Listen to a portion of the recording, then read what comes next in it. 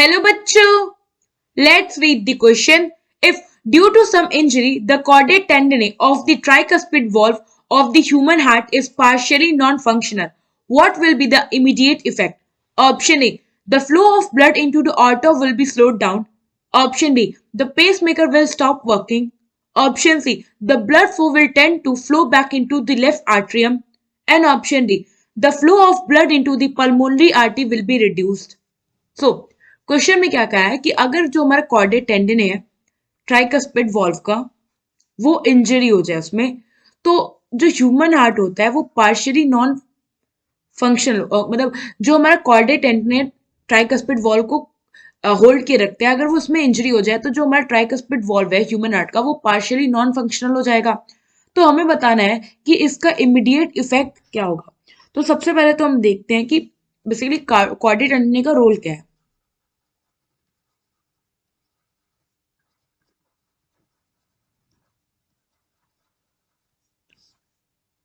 सो जो chordate tendineae है ये बेसिकली कॉर्ड होते हैं जो कि प्रिवेंट करते हैं वॉल्व को कोलैप्स होने से। मतलब कि जैसे हार्ट जो होता है वो ब्लड पंप करता है तो हमारा जो आर्टरिया है और वेंट्रिकल इनके बीच में वॉल्व प्रेजेंट होते हैं। तो कॉर्डेट टेंडनी क्या करता है इन वॉल्व को होल्ड किए रहता है ताकि ये ना कोलैप्स ना हो जब यानी कि बैक फ्लो ना होने दे जब हमारा हार्ट जो है वो ब्लड को पंप करे। So chordae tendineae are chords that prevent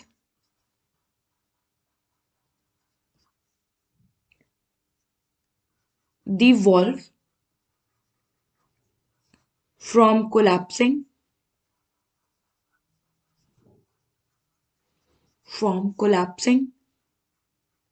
back into the atrium during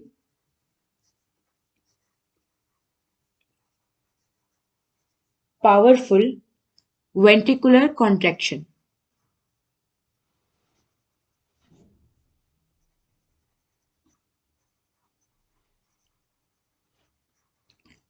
ना ये तो कॉर्डेट टेंडनी का की रोल हो गया कि ये करता क्या है। अब होता क्या है कि जब हम बेसिकली क्या होता है इसमें हमें गिवन है कि हमारा जो कॉर्डेट टेंडनी है ट्राइकस्पिड वॉल्व का वो जो है वो पार्शियली नॉन फंक्शनल हो गया है।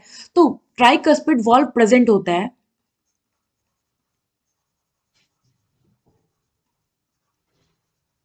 ये प्रेजेंट होता है in between right atrium and right ventricle.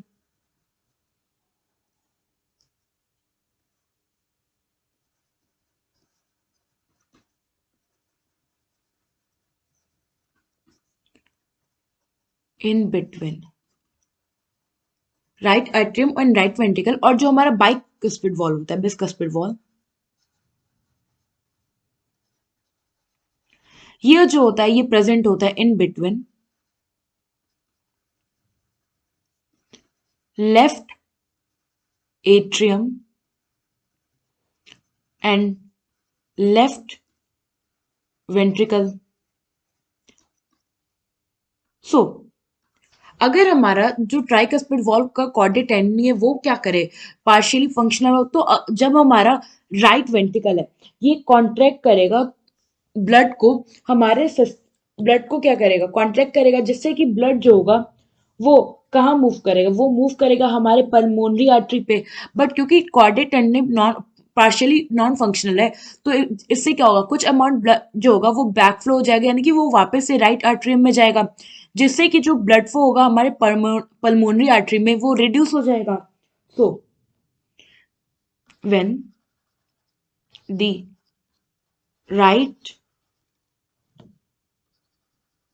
ventricular contracts forcing blood into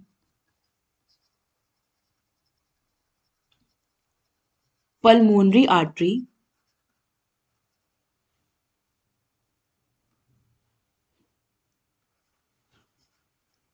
the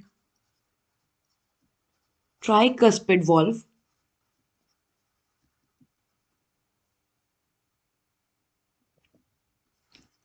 closes the aperture of right atrium,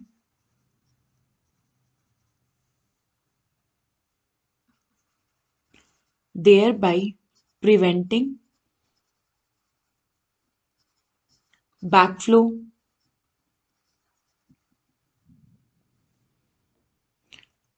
So, yeah, thus, if chordae tendineae of the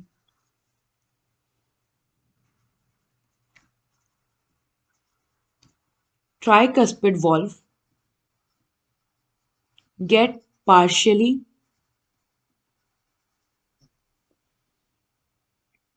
non-functional,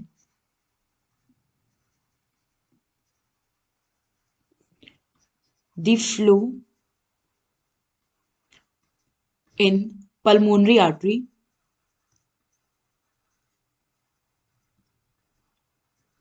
reduce reduces. So ये हो गया हमारा condition. पहला part हमारा क्या explain कर रहा है कि क्या करता है कॉर्डेट एंड ट्राइकस्पिड वॉल्व के केस में।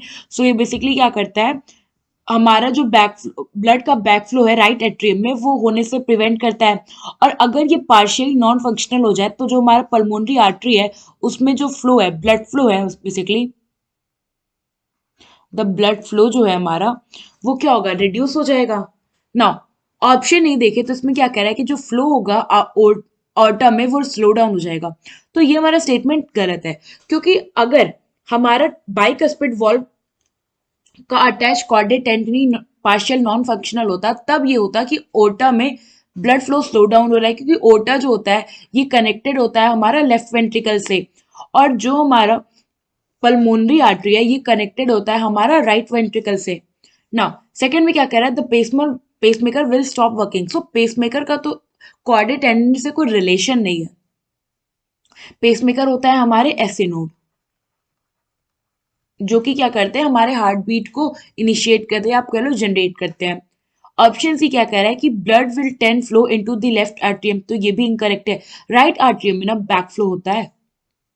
एंड ऑप्शन डी में क्या कह रहा है कि जो फ्लो होगा पल्मोनरी आर्टरी का वो रिड्यूस हो जाएगा। सो यहाँ पे हमारा ऑप्शन डी जो है ये करेक्ट ऑप्शन है। आई होप आपको एक क्वेश्चन समझ में आया होगा। Thank you.